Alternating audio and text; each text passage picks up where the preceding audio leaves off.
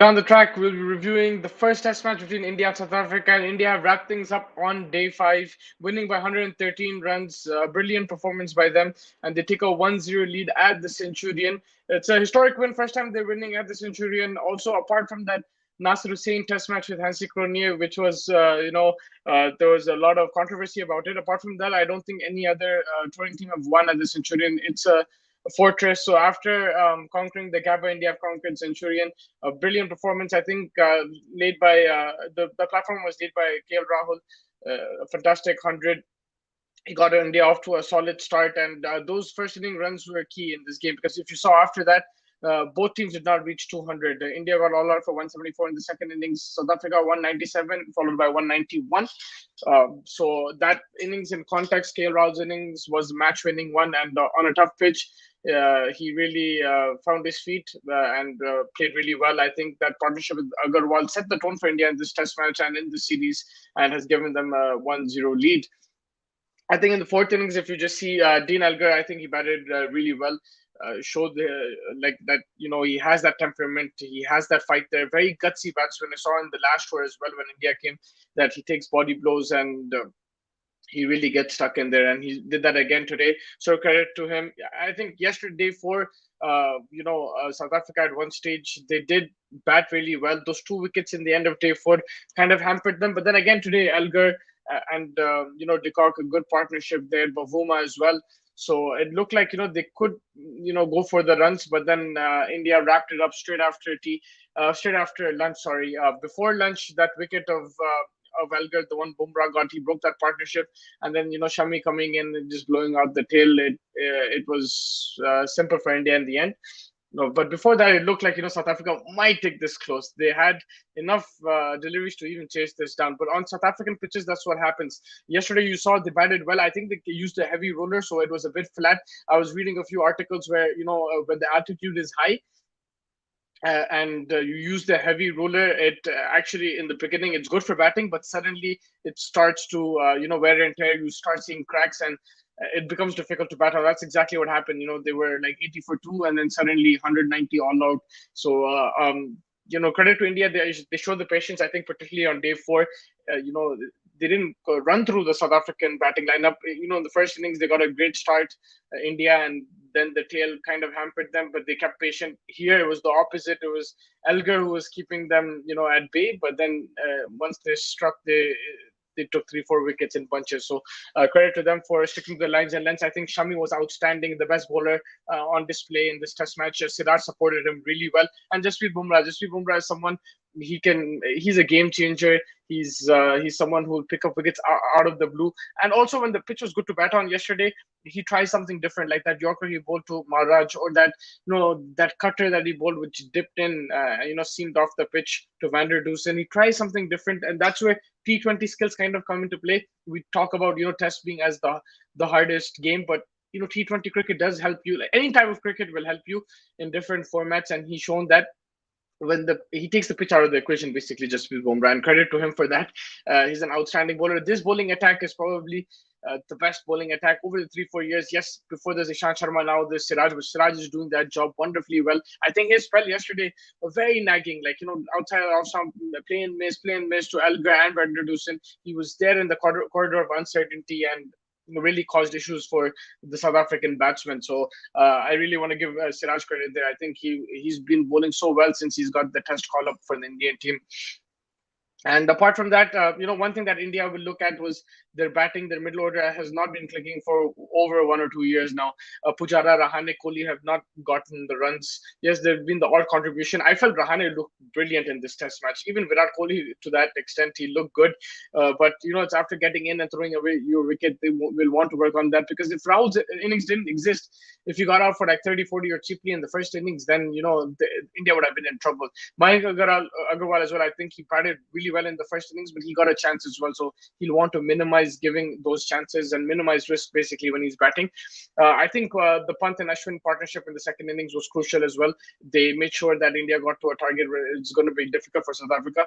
That partnership, was a cheap one, maybe 10, 15 runs, then South Africa would have really looked at chasing this target today.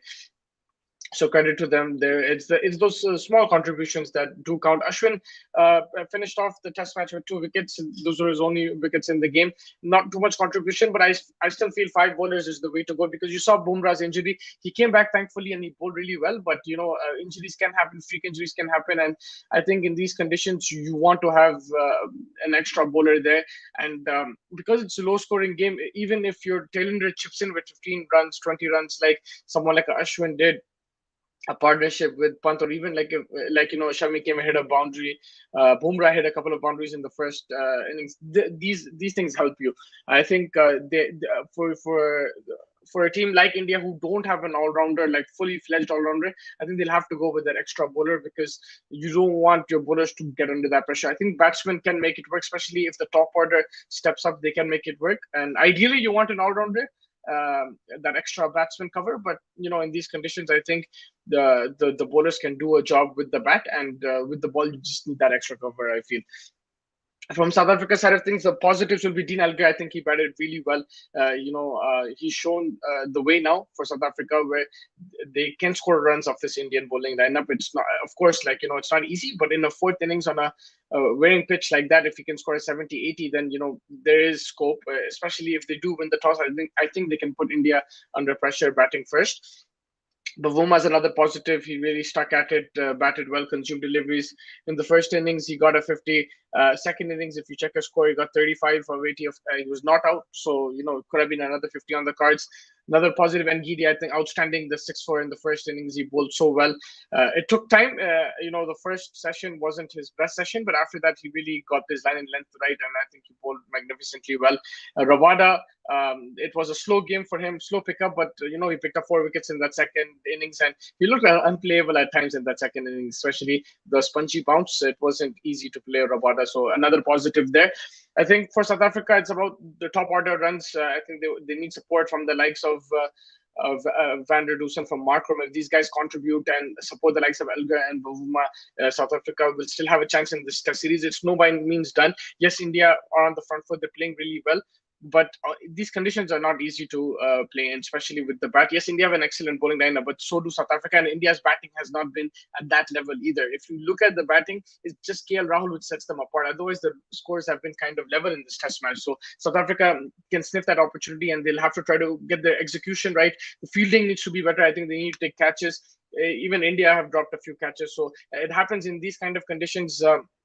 It's spliced to slip off the edge. So I think that's something that both teams will want to improve on, especially the fielding. But apart from that, I think South Africa will have hope in this series, and it's not over yet. There's still 2 test matches to go. India do have a challenge in front of them, but they've gotten to the best possible start to win at the Centurion. I think they will take it with both hands. It's a great achievement for them. Player of the match, it's a tight one between Rahul and Shami. They gave it to KL Rahul. I think I would have given it to KL Rahul as well, because not only that he made 100, because if you see in previous tours, Shami has been outstanding, Bumrah has been outstanding, but in South Africa in particular, they picked up wickets, both of them, and India still lost. India has still lost, and because their batting hasn't contributed, and KL Rahul, especially the opening batsman, to set the tone like that, along with Mayank Agarwal on the first day itself with a 100 partnership and then scoring 100 himself, really set the tone for India and gave them that confidence. And then Shami did his bit. I think for me, the ball of the match would be that top of off stump that he got both those wickets in the first innings, top of off. I think that showed his accuracy, and even Bumrah, some couple of deliveries by Bumrah were outstanding to watch as well. So yeah, I think KL Rahul, player of the match for me. For the next game, we will discuss, in detail what the combinations will be. For South Africa, I think Quinton de Kock might miss it because of the birth of his child, so they will have a replacement keeper, and maybe Maharaj might, step out for another fast bowler. But apart from that, not too many changes. From India's side point of view, I don't think they will tinker with the winning combination. Yes, Ashwin didn't bowl as much as you expected him to bowl, but I think they'll go with that extra bowler just in case. And Rahane did score a 40, 20, and a 20. He got off the starts. Pujara is a question, but I think he will be given another test match. If India lose the next test match, then the third test match you might see chopping and changing. But I think with this winning formula, they won't switch around too much. Also, there was talk about rotating the fast bowlers, but I think they'll want to seal the series in the next test, and then they'll rotate in the third test. I think that's what will happen, because in COVID times it is very important to rest your players as well. But yeah, I think that wraps it up. Great test match for India, a good test match overall. We saw plenty of wickets, quality bowling from both sides, and hopefully we get to see a closer contest in the second test match. And until then, thank you so much for joining me. Make sure you like and subscribe to our channel and stay tuned for the latest cricketing content from all around the world. Thank you so much.